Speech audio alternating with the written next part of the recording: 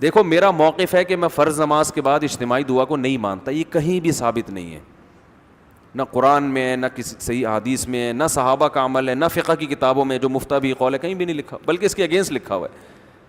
لیکن میں اس مسئلے کو ایشو نہیں بناتا کہ میں لڑکوں کو دلائل دے کے نا تیار کروں اور چھوڑوں کہ وہ امام کے اوپر نا بسم اللہ اللہ کو پڑھ کے چھوڑ دیا جا، اور وہ جا کے امام کو چھیڑ رہا ہے.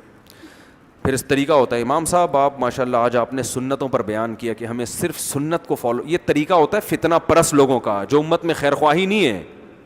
قرآن حدیث کے نام پہ کیا کیا جا رہا ہے؟ آگ لگانا. تو اس میں دونوں طبقے ہیں، میں صرف ایک فرقے کو ملامت نہیں کر رہا، دونوں طرف ایسے لوگ ہوتے ہیں. تو جا کے کیا کیا، اب جا کے مفتی طارق مسعود صاحب کا بیان سنا، جا کے اس کو جناب جا کے اور کچھ دلائل سن لیے، تو جا کے امام صاحب کو چھیڑا جس کے پیچھے 20 سال سے نماز پڑھ رہے ہیں، جس کا ادب آپ پر واجب تھا.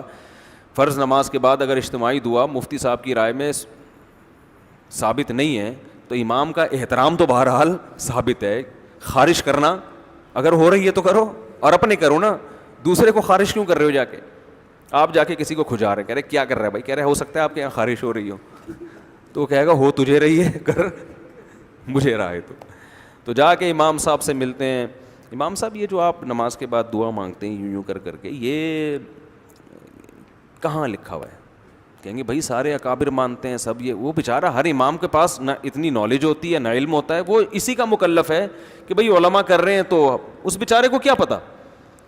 امام صاحب اس کا مطلب آپ اندھے مقلد ہیں، اس پہ کوئی حدیث پیش کریں، اس کو کیا پتہ نہیں، ہر ایک کو پتہ ہوتا حدیثوں کا. اور جو عالم بھی ہوتے ہیں ہر ٹاپک پر ان کی ہر وقت تیاری نہیں ہوتی. یہ نہیں ہوتا کہ ہر ٹاپک پر کوئی ہر وقت تیار، اور تیاری اگر کی بھی ہو تو وہ 1 مہینے میں بھول چکا ہوتا ہے اس تیاری کو، اس کو دوبارہ دیکھنا پڑتا ہے. کوئی بھی دنیا میں ایسا فنٹر نہیں ہے 24 گھنٹے ہر مسئلے پر اس سے آپ ڈسکشن کروا لو. اگر کوئی 24 گھنٹے ہر مسئلے پر بول رہا ہے اس کا مطلب غلط بول رہا ہے، وہ صحیح بول ہی نہیں سکتا. تو ہم نے بڑے بڑے علماء سے مسائل جب رابطہ کرتے ہیں ان کو چھوٹے چھوٹے مسائل یاد نہیں ہوتے، بڑے بڑے علماء کو چھوٹے چھوٹے یاد نہیں ہوتے، اور وہ بتا دیتے ہیں ہمیں نہیں ابھی ذہن میں نہیں ہے جواب. تو یہ اچھا لگتا ہے ہمیں. تو جا کے امام کو کیا کرتے ہیں؟ چھیڑتے ہیں. امام بیچارے کو جواب نہیں آ رہا ہوتا، اب وہ اپنی توہین بھی محسوس کرتا ہے کہ یار مجھے تو بدعتی قرار دے دیا. امام صاحب آپ تو بدعتی ہو، اب میں آپ کو دلائل سے سمجھاؤں گا، میں بحث کروں گا. تو وہ کوئی تیار ہو جاتا ہے بحث کے لیے، کوئی تیار نہیں ہوتا، جان چھڑاتا ہے کہ بھئی ہمیں اور بھی دنیا میں غم ہے، جاؤ بڑے علماء سے بحث کرو، وہ فتویٰ دے دیں گے تو ہم بھی اسی پر عمل کریں گے، ہم تو اس کے مکلف ہیں. بڑے ادارے کیا کہہ رہے ہیں؟ وہ کہہ رہے ہیں بھائی سنت ہے تو چلو ہم بھی کر رہے ہیں. تو وہ تو بیچارہ اس پہ اس کی بخشش انشاءاللہ ہو جائے گی. اور پھر بدعت کی نوعیت کیا ہے؟ کوئی شرک اور کفر کا مسئلہ تو نہیں ہے نا. بذات خود تو فرض کے بعد دعا کی فضیلت ہے، یہ کیفیات ثابت نہیں ہے. تو ایک چیز کی اصل ثابت ہے، یہ کیفیات نہیں ہے، تو معاملہ تھوڑا سا کیا ہو گیا؟ ہلکا ہو گیا. اور یار بدعت بھی ہے تو مسجدوں میں نفرتیں پھیلانا اور چھوٹی چھوٹی باتوں پہ امت کو لڑوانا، یہ تو اس سے بڑی بدعت ہے نا. نبی صلی اللہ علیہ وسلم نے بیت اللہ کی 4 دیواری کو مختصر کر دیا، بڑا نہیں کیا، کہ اگر میں بڑا کروں گا، ابراہیم علیہ السلام نے جہاں تک کھینچا تھا وہاں کروں گا تو مشرکین مکہ کہیں گے تم تو قبلہ ہی بدل رہے ہو. کوئی بات نہیں، اس کو ایسا ہی رہنے دو، طواف لمبا کر لیا کرو وہیں سے. تو امت میں توڑ پیدا نہ ہو، امت میں جوڑ رہے، مسجدوں کا ماحول اچھا رہے. اس کی حکمت کا تقاضا یہ ہے کہ آپ نہ مانگیں، دوسرے کو ایک دفعہ سمجھا دیں، سمجھ میں آ گیا ٹھیک ہے، ورنہ اس کو اپنے حال پہ چھوڑ دیں. میں تو یہاں تک اہتمام کرتا ہوں کہ میں جب جماعت میں پیچھے کھڑے ہو کر نماز پڑھتا ہوں، امام دعا مانگ رہے تو میں ہاتھ نیچے کر کے بیٹھا رہتا ہوں، اٹھ کے نہیں جاتا میں، اس لیے کہ سب مڑ کے دیکھیں گے یہ ان کو کیا ہو گیا، کیوں جا رہے ہیں یہ. تو پھر وہ سب پوچھیں گے کیوں جا رہے ہو، پھر میں بتاؤں گا، بڑا مزہ آئے گا، کیونکہ یہ ثابت نہیں ہے اور میں تو قرآن و سنت پہ عمل کرتا ہوں، لہذا میں کیا کر رہا ہوں؟ جا رہا ہوں. لوگ کہیں گے واہ یار پوری مسجد میں ایک آدمی ہے جس کو قرآن و سنت سمجھ میں، باقی سارے وہ تو پکوڑے بیچ رہے ہیں. تو اصلاح کا یہ طریقہ نہیں ہے. اصلاح کا طریقہ یہ ہے کہ آپ اپنے لیول کے آدمی سے بات کر لیں، یا جو آپ کے ماتحت ہیں ان کو سمجھا دیں. جیسے آپ لوگ مجھے فالو کرتے ہیں، آتے ہیں، مسائل پوچھتے ہیں، تو میں اپنی رائے آپ کے سامنے بتا دیتا ہوں، اور پھر یہ بھی بتا دیتا ہوں پڈ اپ کرنے کی ضرورت نہیں ہے. تو رائے کا اظہار بھی کرنا ہے، اور وہ اظہار بھی کس طرح سے ہوگا؟ تمیز سے ہوگا. تو اسی وجہ سے ہم تو 20 سال سے قائل نہیں ہیں اس کے، لیکن میری وجہ سے یا ہمارے جو علماء اس کے قائل ہیں ان کی وجہ سے کسی مسجد میں کبھی جھگڑا نہیں ہوا، کوئی کسی امام سے بدگمان نہیں ہوا. میں نے جس امام کے پیچھے 20 سال یا 30 سال نماز پڑھی ہے وہ ہر نماز کے بعد اجتماعی دعا مانگتے تھے. ہم نے بھی ان کو ایک دفعہ محبت سے, خود نہیں, کیونکہ چھوٹا آدمی بڑے کو سمجھائے گا انسلٹ, کسی بڑے سے کہلوایا تو وہ نہیں مانے. کوئی بات نہیں یار, 20 سال جس کے پیچھے نماز پڑھی ہے اور پڑھ رہے ہیں, اور ان سے اور کتنی اچھی باتیں ہم نے سیکھی ہیں, کتنی موٹیویشن ملتی ہے ان سے, ہمیں گناہ چھوڑو, نیکی کی طرف آؤ, سنت کو فالو کرو. ایک چیز میں ان کی رائے نہیں ہے تو کیا ہو گیا, تو ان خوبیوں کو دیکھا ان کا, تبھی جب بھی ان کو پتا تھا کہ یہ نہیں کرتا مانگتا, لیکن ملتے تھے بڑے اچھے طریقے سے. یہ چیز مارکیٹ میں کیا ہو رہی ہے, بولو, شارٹ. ہر آدمی اپنی رائے, اچھا یہ بھی جب ہے جب رائے بھی صحیح ہو. ایک تو آپ کی رائے ہوتی بعض دفعہ غلط ہے, آپ کم علمی کی وجہ سے اس کو صحیح سمجھ رہے ہو, اور اس رائے کو بھی زبردستی تھوپتے ہیں, تھوپنے کی کوشش کر رہے ہیں مان.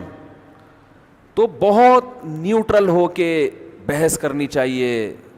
میں حضرت مفتی تقی عثمانی صاحب دامت برکاتہم کی محفلوں میں بھی بیٹھا ہوں, جب بڑے بڑے علماء کی آپس میں ڈیبیٹ ہوتی ہے. دارالعلوم کرنگی کے علماء, جامعۃ الرشید کے بڑے چوٹی کے علماء آپس میں بیٹھتے ہیں, ہم بھی جا کے بیٹھ جاتے ہیں کبھی کبھار سائڈ پہ. تو میں نے دیکھا ہے کہ جو جتنا بڑا عالم ہوتا ہے نا وہ اتنا کم بول رہا ہوتا ہے. حضرت مفتی تقی صاحب کو کئی بار ہم نے دیکھا مجلسوں میں جب بحث ہو رہی ہے تو ایسے بیٹھے ہوئے ہیں جیسے ان کو کچھ بھی نہیں آتا. کوئی دیکھنے والا سمجھے گا, وہ سمجھے گا اس محفل میں سب سے کم علم یہ ہیں.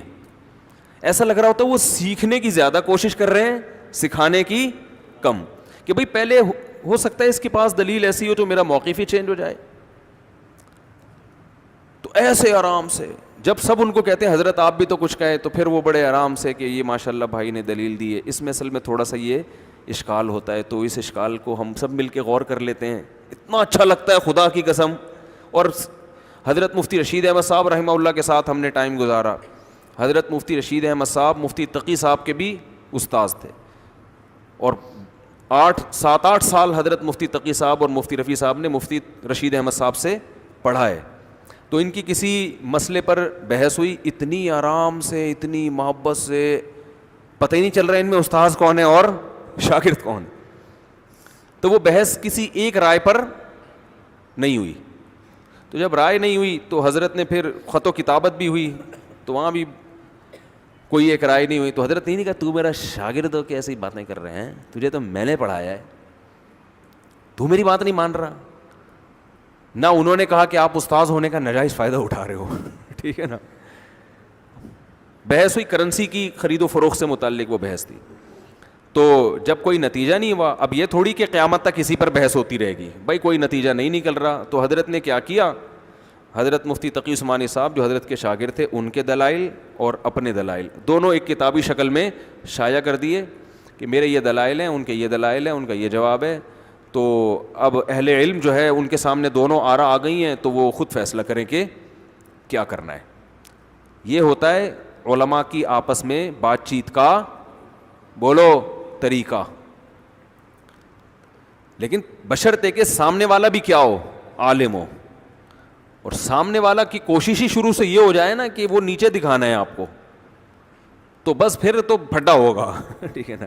لوگ کہتے ہیں دونوں لڑ رہے ہیں, تو بھائی ہو سکتا ہے ایک لڑ رہا ہو, دوسرا کیا کر رہا ہو, دفاع کر رہا ہو. تو تمیز مارکیٹ میں کیا ہو گئی ہے, شارٹ ہو رہی.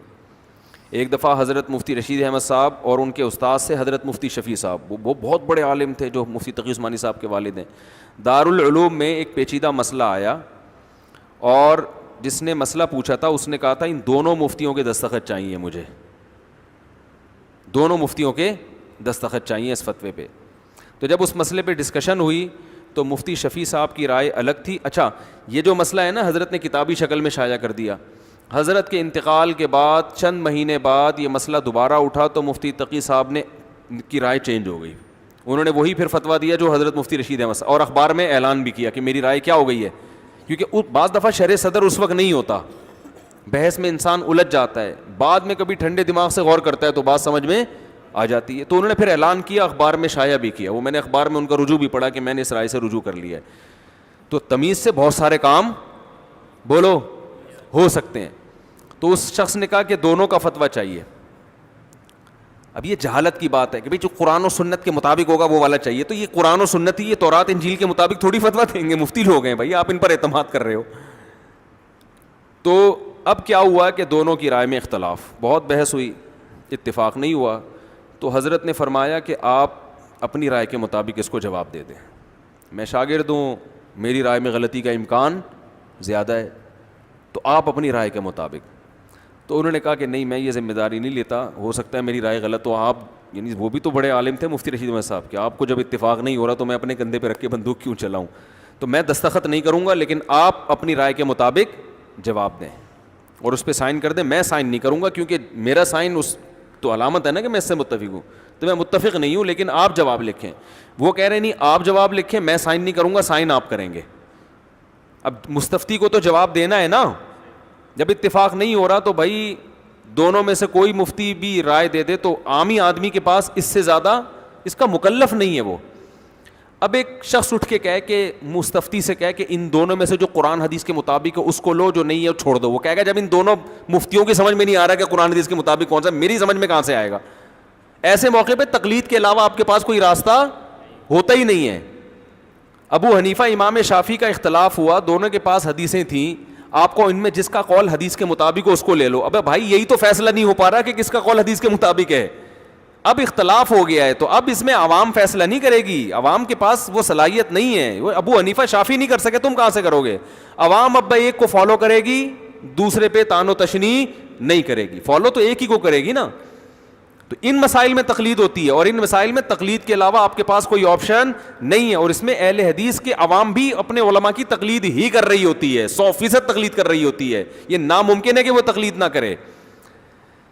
تو خیر اب کیا مسئلہ ہے. تو حضرت نے کہا کہ آپ لکھ دیں, انہوں نے کہا آپ لکھ دیں. 3-4 دن گزر گئے اسی کشمکش میں, دوسرے کی رائے کو اپنی رائے پہ کیا دے رہے ہیں, ترجیح دے رہے ہیں. 3 دن کے بعد حضرت مفتی شفیع صاحب کی رائے تبدیل ہو گئی. انہوں نے فرمایا مجھے آپ کی رائے پر اطمینان ہو گیا. تو پھر دونوں کے اتفاق سے فتویٰ کیا. ہم نے یہ منظر بارہا اپنے بڑوں میں علماء میں دیکھا ہے